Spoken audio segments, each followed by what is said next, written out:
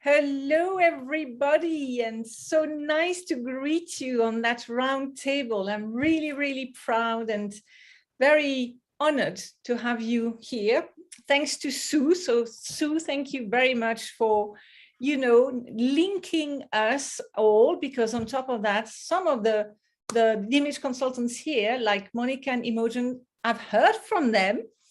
I've already listened to some of their conferences and YouTube, channels, but I've never spoken, never exchanged with you so far before. So anyway, the idea around this round table is that we exchange around our experience, our past, our challenges, what we can give to each other to improve the way we work. And first of all, I think it's probably best if you introduce yourself. So Sue, who has been the leading way of this round table, could you tell us who you are and what's your background? Yeah, sure. And thank you for inviting me. So I'm Sue Donnelly. I'm based in the UK. My background had nothing to do with clothes or fashion or any of that, really. I've worked for a couple of banks and I've worked in a training department, but most of my career was actually with a very well-known travel company, an international travel company. And I was really lucky enough within that travel company to probably change my job every 18 months, which is my want. I don't normally stick to things for very long, which is a surprise of how I've stuck around in this industry for so long, really, because, I get bored really easily. But one of the things that was very prolific for me was back in the 1990s in this particular company. I was working for the training department. And they were very ahead of the game, I guess. And we had an image consultant come in 1990, 1991. And really seeing that image consultant catapulted my career. I mean, it really did. I got noticed.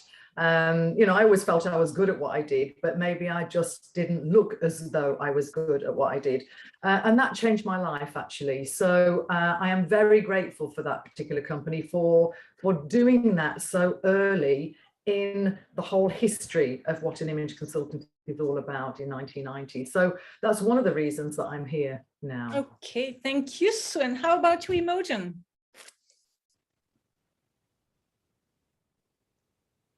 I think, can you hear me, Imogen? I think she's frozen, isn't she? I think she is, yeah. Yeah. Okay, Technology. So Monica, can you tell us about your background and who you are and how you came to become an image consultant? Absolutely. Well, I'm Monica Bravo from Mexico City. And I'm really happy to be here with you today. Thank you for the invitation. I started image consulting 15 years ago. I went to study a master's in Barcelona. And this all happened because I saw my mother take 2 hours every day getting ready. She was a cancer fighter for all of my life. When I was born, she had her first cancer and she had 3 times cancer. And she was so beautiful all the time. She looked like a princess. And she would tell me that the day you feel the worst is the day you need to fix yourself the most. And her inspiration led me to become the creative eye of my clients' image and ideal wardrobe, as well as to know what to buy and where to buy it. Because when my mother passed away, I decided to become an image consultant. Wow, that is a very, touching and very moving story, Monica. Wow, that must give a lot of energy to succeed, yeah? Yes, it does. Thank you. How about you, Imogen? How did you become an image consultant and who are you? Introduce yourself. Hi, I'm Imogen Lamport. I'm from Melbourne, Australia, and I wasn't brought up with a mother who looked beautiful every day. I was brought up in a family where I think I had one outfit that was not my school uniform, and I was always told that it's what's on the inside that counts and the outside doesn't matter as long as you're kind of appropriately dressed. And I grew up with, you know, no help and no idea, but I did sew a lot of my own clothes, mainly because my mother refused to buy me anything. She had a very, you know, the only school shoes I had until I was about 16 years old were my brown lace-up school shoes. And because she said, your feet are growing, there's no point in you having any other shoes. Well, I felt there was a point in me having something other than brown lace-up school shoes. But I always, you know, I sewed my own clothes for a lot of time. And then I had an experience when I was about 16 of going into like a department store with a friend of mine, and we were about the same size. Same height, and we both picked up the same dress, and we went into the change rooms, and we were both trying it on. And she said, "Oh, it's such a great dress, like show me what it looks like." And I'm standing there looking in the mirror thinking, this is horrendous. I look so bad in this dress. And she looked great. And I remember that was the first time I thought, why is it that she looks good and I don't? There's got to be something about our bodies, because we weren't wearing different sizes. It was just, it looked good on her, but not on me. And that was kind of like the first thing that made me think about, well, why do some things work and other things don't? And I have what I call a non-manufacturing standard body shape where, you know, outside of the norms, some of those things where things don't necessarily fit. And I think actually the majority of people have the same issue, which is why, you know, you can go shopping and try on 50 pairs of trousers to find a pair that fit. But it was that sort of stuff that got me really interested in wanting to know the why behind why some things worked for me and others didn't. And then I stumbled across image consulting. I didn't even know it existed, but I kind of stumbled across it in my early 30s when I stumbled across a talk given by an image consultant. And afterwards I was chatting with a friend of mine that I was with, and this image consultant overheard me. She goes, "Well, you've got a really good eye for color. Have you ever thought about becoming an image consultant?" And it was suddenly like a light went on. And I thought, this is like what I've been looking for all my life. And I didn't even know it was a job. I didn't know you could get training. And so, but that was the start of my journey. Thank you, Imogen. I think it's quite interesting to see how between Monica and you, it's this, you know, it came from the mother, but Imogen, it was more like in reaction to, and you, Monica, it was more like to defend and to, you know, to follow your mother's advice. It's very, very interesting. Anyway, so now I gather that in your long experience and long working life, you've had a few challenges. And who would like to start with their biggest challenge? I don't mind. I'll go first. Why not? Okay, Sue. So I think when I first started as an image consultant, it was actually on a whim. I didn't say that earlier, but basically I was in a job where I was earning a lot of money, really a lot of money, but I was very stressed. And one day I just thought, you know what, I can't do this anymore. What should I do? And a bit like Imogen, somebody was talking to me about, well, you know, you've got a good eye for colour and all of this. And so literally within the hour, I'd resigned from my job, found the training company I was going to do, you know, the image with, and just, you know, that was it. So really, I had no plan. You'll find this a lot about me. I had no plan at all. So when I did do the training, guess what? The small town I lived in at the time had 3 other image consultants in it, and they'd been around for a long time. And one of them was independent, but the other 2 were the well-known national brands, you know, that are pretty global, really. And they'd got everything sewn up. I didn't even know what networking was. Every time I tried to network, you know, in these organizations like BNI, I'd ring up and they'd go, one of the others was already there, you know, and we only have one, and all this kind of thing. So I realized that I had to do something different. And about that time, I saw an advert locally from a lady who writes for the International Telegraph. And she was offering a course to write articles for magazines. And I thought, well, you know what? I quite like writing. I'll go along. So I went along and she said, oh, another image consultant. I thought, oh, here we go. They've all done it, you know. Anyway, I did the course and she said to me, you know what? The others have done it, but you're the one that's going to be writing. I can tell that you're the one that's got the talent to write. So anyway, she helped me write my first article in return for me doing her wardrobe. All right, so that was a good swap. And one of the things that we did was write an article for a national magazine, and they asked me if I would go and do a piece. In fact, I wasn't going to write the piece. I was going to be part of the piece about people who changed their careers in midlife. And when I got there was 3 of us, and they wanted to dress me in brown orange velvet, which I think we can all pretty well say was not going to suit me right. Anyway, I said to them, I thought that it would look better on this other lady who had ginger hair, and I'd have this blue, and you know, it all went well, and Anyway, they came up to me afterwards. To cut a long story short, they asked me to write an article for their New Year's magazine, and I ended up with a permanent job on this particular magazine, which you found in every supermarket, and I'm not a journalist.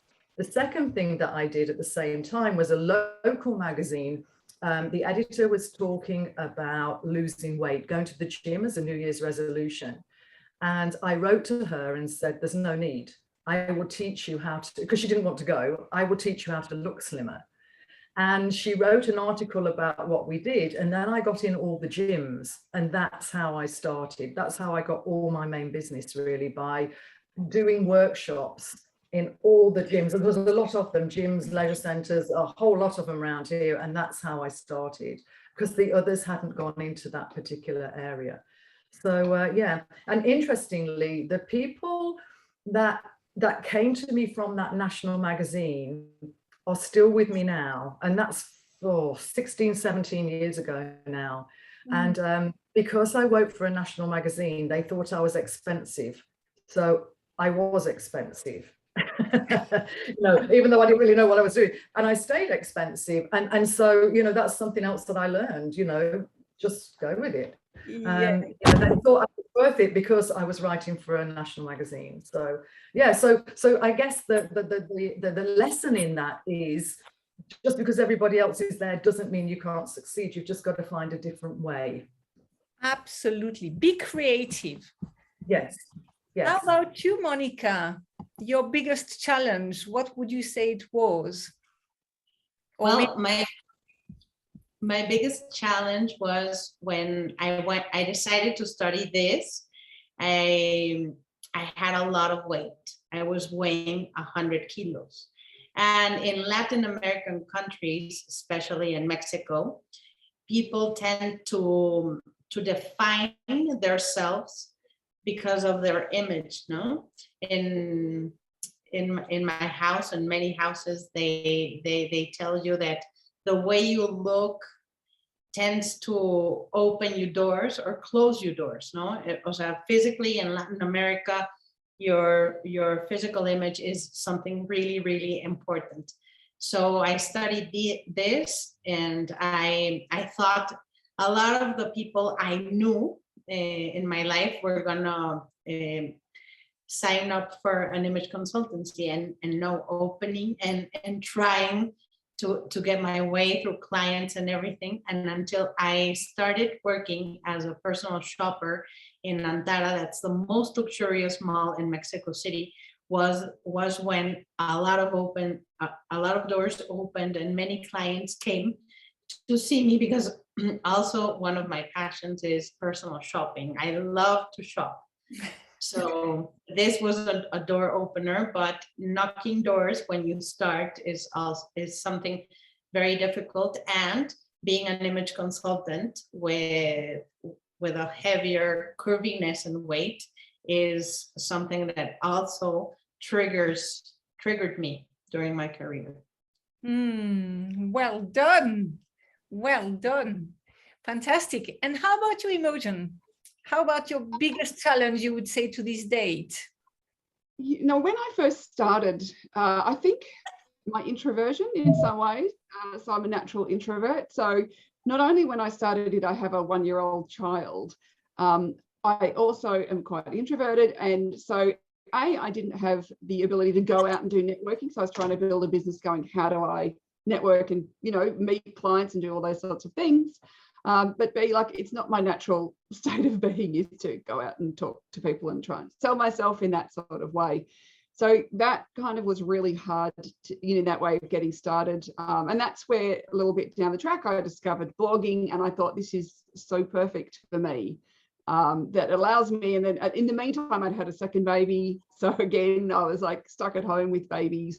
So it allowed me to, you know, like start to network, start to find an audience, start to find people that I could work with, even though I was stuck at home. And it meant I didn't have to go to networking events that were always like business breakfasts and stuff like that, that just are not mother friendly in any way. So I think it's always like looking around to find, you know, what works for you rather than assuming you just have to do it one way. So it's through blogging, yeah, you started your business. Well, I had already had a business for a number of years by the time I started my blog, but that was, you know, kind of, it was one of those things. And at the same time too, I was getting divorced. So like there's a lot going on. And I think, you know, like all those sorts of personal things, I see a lot of people stopped by personal challenge.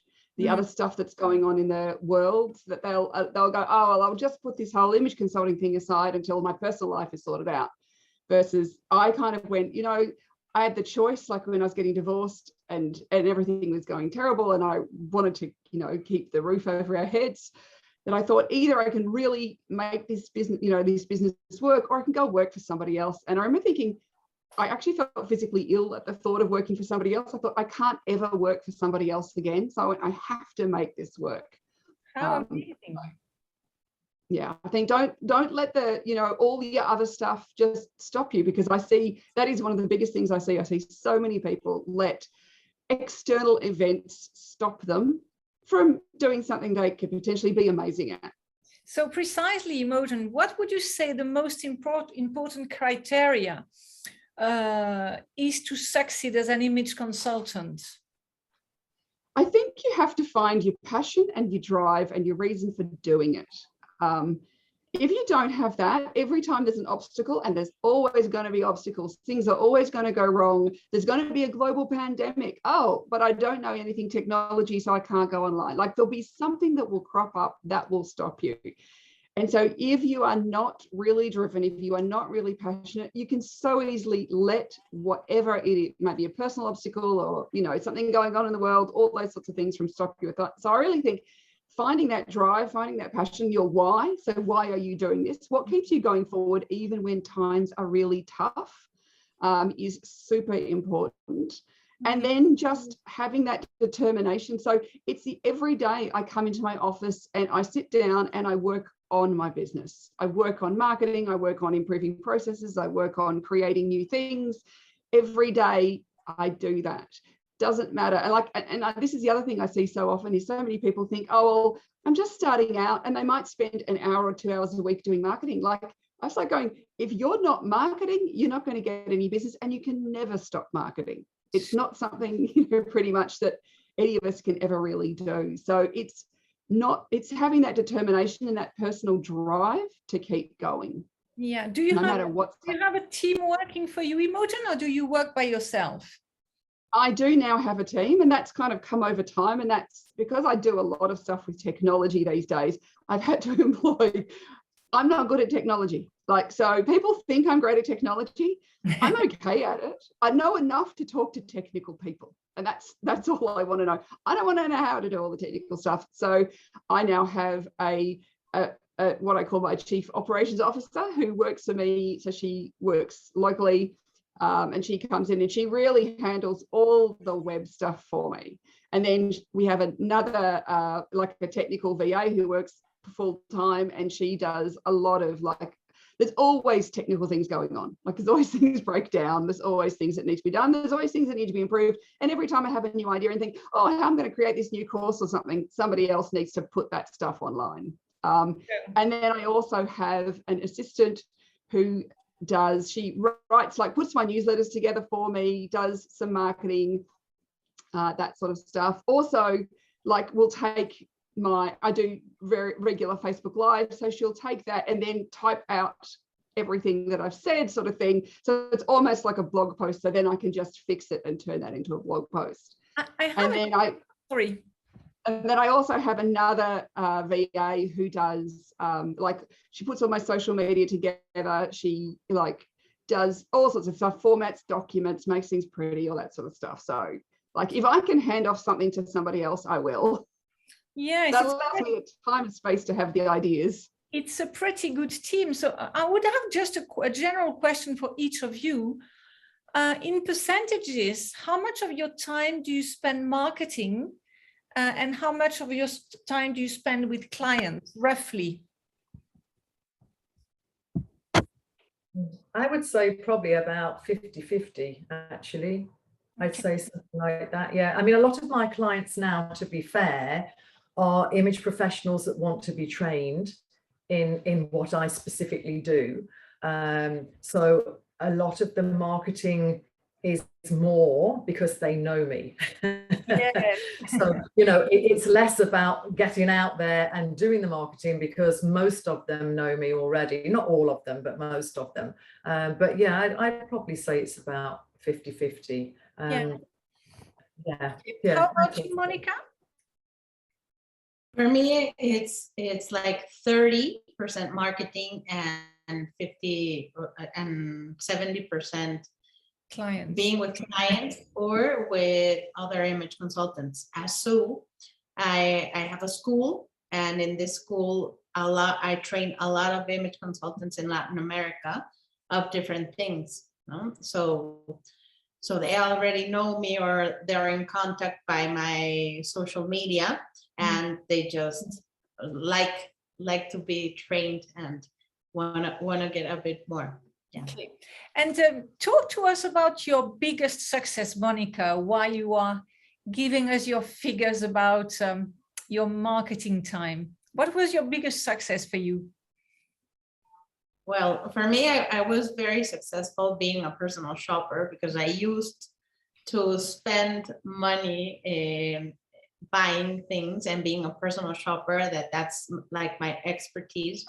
And then I became a role model for women that have body image issues and creating a positive impact in their lives, because I healed myself through image consulting, and I also help others heal their self-love wounds through image consulting. I empower them because I found out during this process that I became an image consultant that I wasn't just the physical part of myself, that I'm much more of that, and getting to know myself brought a lot of confidence to myself on doing a lot of things in my life and being unstoppable. And when I decided to stop being ashamed of my weight, I started talking a lot about curvy women and strategies to help these women because of my personal and professional experience. So this became a boom, and I'm very happy to be a positive thing in other people's lives. I can understand why you are so successful, because I must say that I listened to your conference at the AICI annual meeting online this year, and I loved your conference. And in fact, I mentioned your name to Sue and I said, do you know Monica Bravo? She did a brilliant conference. So yes, I think you deserve your success, definitely. And anyway, because obviously the people who are watching us are image consultants or future image consultants, if you had each of you 3 pieces of advice to give them, what would they be? Who would like to start? Imogen? I can start. So firstly, I'd say you kind of have to, what we'd say in Australia is get over yourself. Don't know if that translates to the rest of the world, but it's get out of your own way. Yeah. So so say things like, go and do Facebook Lives or Instagram Lives, or you have to put yourself out there to market your business. And if you're not doing it, if you're too scared to make a video or worrying about looking, not perfect, you will never get anywhere. And in fact, when I've asked clients, why did you choose me? One of the questions I always ask my clients when I first meet them, first time, is why did you choose me? And so often it's because you're normal, you're achievable. When they see someone who's too perfect, it actually can put them off. So I think it's the get out of your own way of thinking that you have to be something more than you are. And it's very much like what Monica has been talking about too, that that people want real people. We want real image consultants who are going to feel comfortable. Like being in somebody's wardrobe is a very personal space. And so they need to feel that you are going to be comfortable and gentle with them in that space and not judgmental. Yeah. So I think it's really important that you put yourself out there, but you get over yourself and you do the stuff. You go, you know what? Like I started a blog in 2008, and I'd never written an article. I'd never written anything. I'd never been in public. I'd never taken photographs of myself. I have almost no photographs of myself as a teenager. And now I've got 2,500 blog posts, and I started with 0 too. So it's like, and I learned that when I took photos of myself and I included myself in the story, I got much more traction and I got more involvement from people. So that I think is really important. So it's getting yourself out there and getting over your own fears and phobias and those sorts of things is really important. Okay. Another thing I think is super important is to set up some processes when you are not busy. Because when you get busy, everything can fall down if you haven't got some processes. So getting your accounting software set up and getting how am I going to contact my clients and how am I going to send out confirmations of appointments and all those sorts of things are really important. And it can seem really boring and dull, but if you don't have those processes set up when it's early, and what can happen is you can suddenly get busy and then everything falls to pieces. And having that marketing going on, those sorts of things as well. Yes. And then the other thing is to find other people to do the things you're not good at. So if you're not technical, find somebody who is technical and loves doing that stuff, because you don't have to be able to do everything. So it is that sort of thing that, certainly for me, that, I spent many years, it wasn't until about 2014 or something that I got my first kind of person on board to help me. And I honestly was overwhelmed all the time. I was struggling to keep it all afloat, and I had technical problems, and I was in tears on the phone to technical help desks trying to figure out why things weren't working. And I finally got people on board, and the more people I've got on board, the more I can divest myself of things I'm not good at or just aren't a great use of my time, because I'm great at creating new programs, creating new products. Like I've created a color system. I've got a training academy. I've got I'm always liking to create new things. But if I'm bogged down with admin and detail and technical stuff that's going wrong, I'm never going to be able to do any of that stuff. So I think there are 3, for me, things that have been incredibly important. Okay, thank you. And how about you, Monica? What would you say, or what do you say to the people you train? And what do you find are the 3 pieces of advice which are the most useful? Well, my 3 pieces of advice would be that the first one is that loving yourself is going to be the best love story of your life. So the second is that you are your best investment. So you need to work on yourself, get to know all your sides, the good and the bad, accept yourself just the way you are, because that is the thing that's going to differentiate you from the rest, and it's going to give you a lot of confidence in yourself and will help you empathize with others, because the new world is a world of connecting. It's like a love story with your clients and with everybody else. You need to click. If you don't click, that is not gonna go well. So I tell all my students that when a client comes to see you, you need to click with that client, because your reputation is the most important thing you have in your life. So you really need to click. And if you don't click, don't assess him and recommend it to another image consultant.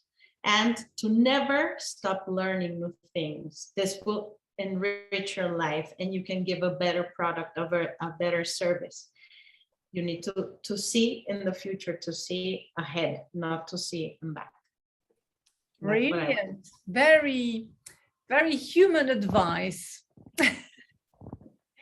And you, Sue, what would you say to the, you know, the three pieces of advice to the people who are watching us? What would they be, whether they are newcomers? Oh yes, there was a question, but no, go ahead, Sue. I forgot. Yeah, well, I would agree with everything that both Monica and Imogen have said. Absolutely, definitely. You know, play to your strengths and find other people to help you.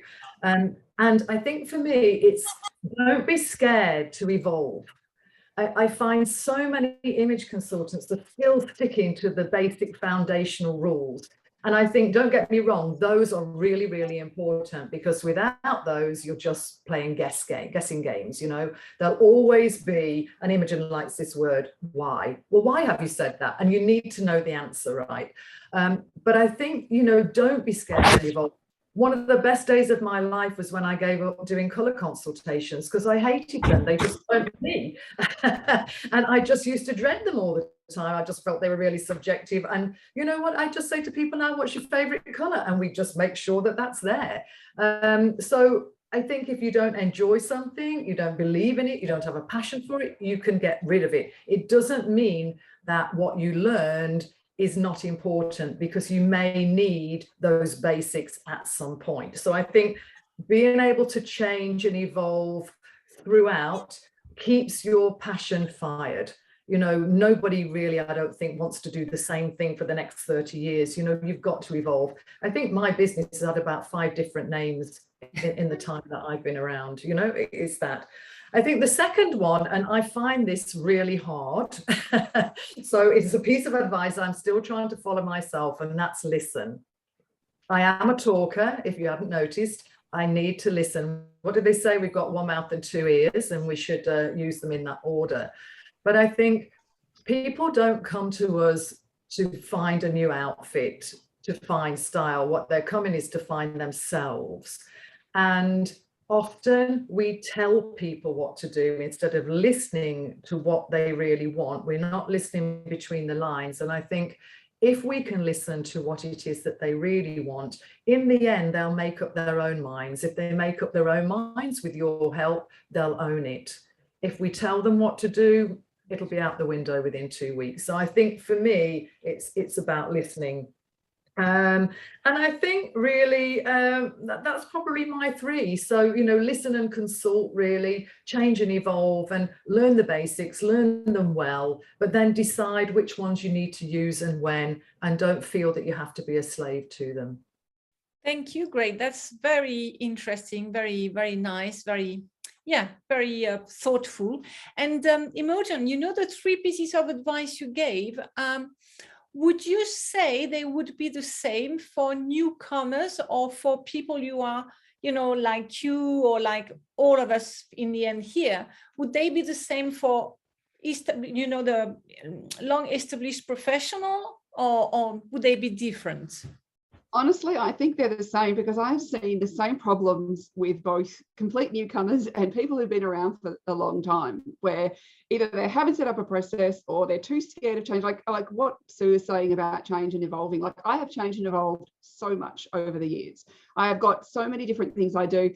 I rarely see people in the same way I used to. Like, I do so much stuff online. I'm always evolving. I'm always creating something new. I'm always trying to find a new way, a new aspect, because otherwise it just gets boring. So it is that sort of thing. So I think, but it's, to me, it's also that having that support system. And I took way too long to get that support system. I wish I'd brought in a support system much earlier. Now, you know, like, I've actually got 6 people because I've got a bookkeeper as well, but you know, you don't have to have that many people, but even just getting someone on board to take some of the stuff that you're not good at, or just can be done by somebody else, off your plate, that allows you to do something more and to be more creative, is really important, no matter where you are in business, at what stage you are.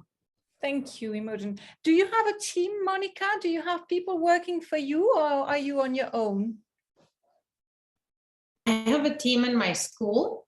I have other teachers and a coordinator that helps me out selling the courses and everything. But in my side, me with my clients, I'm alone. Yeah. And there's also an agency that helps me with social media posts. Oh, okay. What was your aha moment, Monica? What would you say was your enlightening moment? Well, that was when I decided I could help others through my experience, no?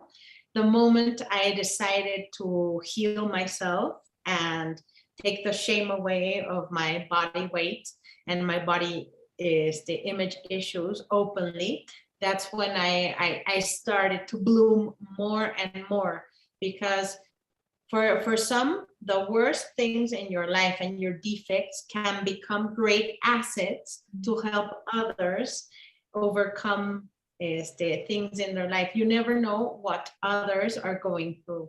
So this gave me a lot of empowerment and helped me rise up in my life. Thank you. Thanks. And how about you, Sue? Your aha moment, what would you say? I've had a few actually, but I'll give you this one because I think this is probably the most wise. I guess when I first became an image consultant, I kind of dressed to impress quite a lot. You know, I used to trot off to the AICI I remember. People do, because I always looked, you know, different, I guess. I would be there in my Vivienne Westwood and, you know, all these yes. But it suited you. Exactly, really unusual things. And everybody recognized me. They knew that I looked good. But you know what? I never felt good.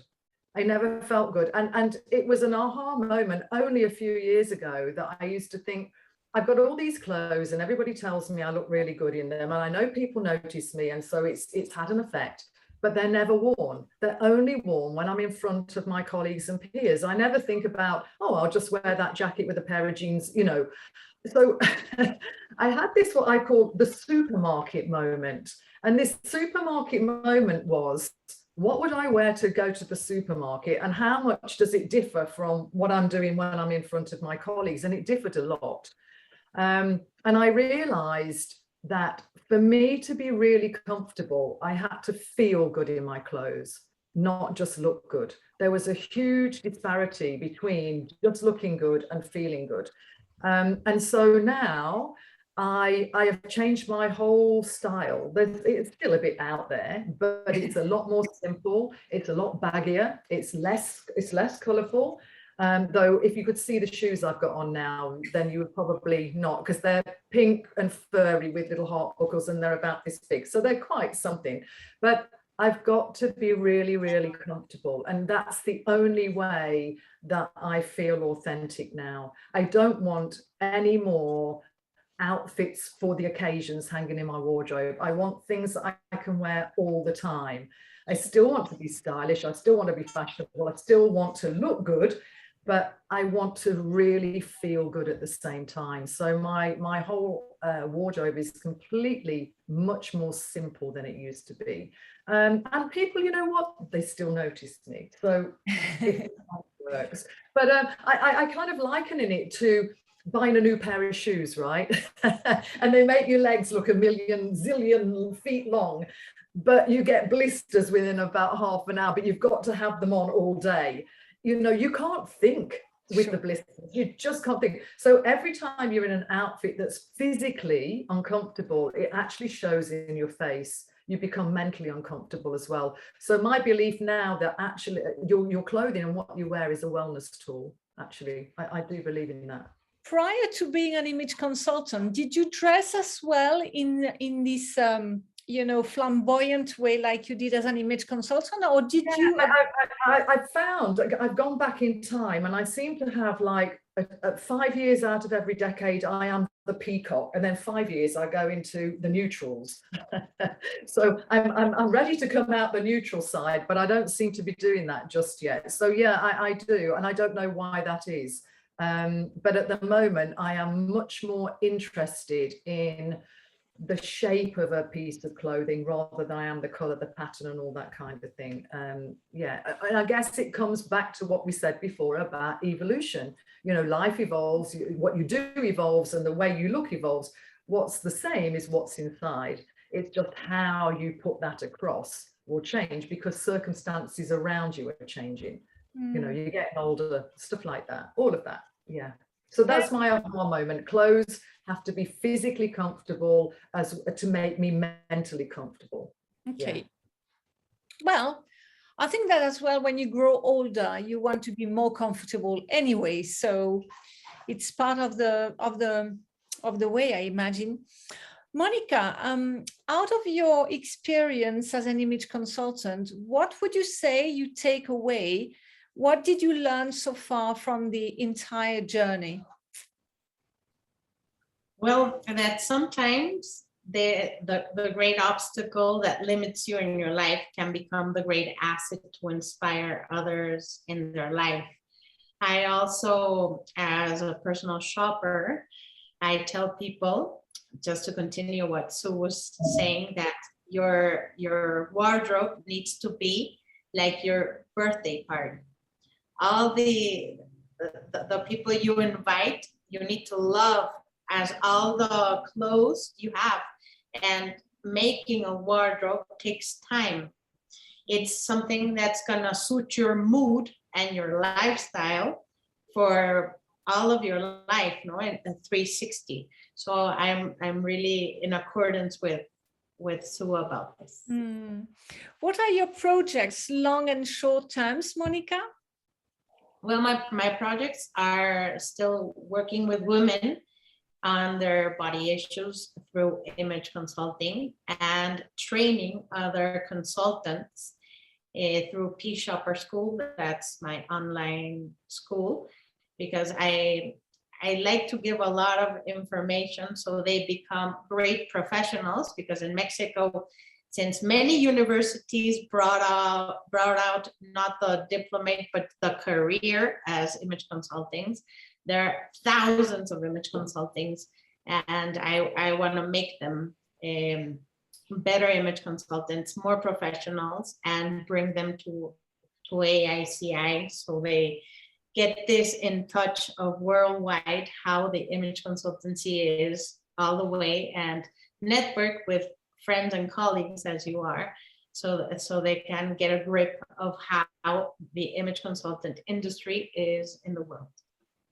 How fantastic. And how can we contact you? Anyway, what I will do for the three of you is that I will put whatever you want me to put, whether it's your website, your Instagram, your Facebook, well, you will give me your details and they will be put under the replay of this video. And would you like to say anything else? How to contact you as well? Maybe Sue, the same, probably. Yeah, I mean, I think the easiest way is just to go to the website, really, which is sue@suedonnelly.com. So that's pretty easy, and there's a contact there, and all my handles are on there as well. My name is the Mindful Dresser at the moment, but of course that could change next year. I'm also doing quite a lot with fashion feng shui at the moment, so watch this space, because that's going to be changing quite a lot. So that's one of my projects at the moment. So yeah. Brilliant. We trained to start with in the same training center, didn't we, Sue? We did a long time ago. That's right. That's right. Yeah, I think you've been around longer than me, though. Actually, Myriam, I think. Oh, yes. I think you've got the edge on me. Yes, Imogen, how long have you been an image consultant? I started in 2004, so that's about 17 years now. Same as me, yeah, 2004, same. Oh my Must have been a good year, good vintage.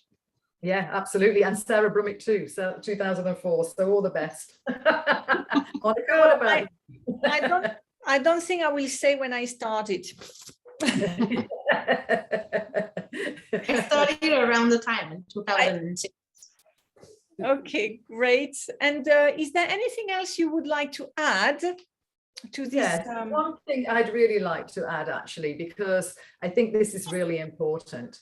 And I know that all three of you are going to agree with me, which is why I'm going to say it. When I first became an image consultant, there was a definite holding on to information. I know, so I'm not going to tell anybody.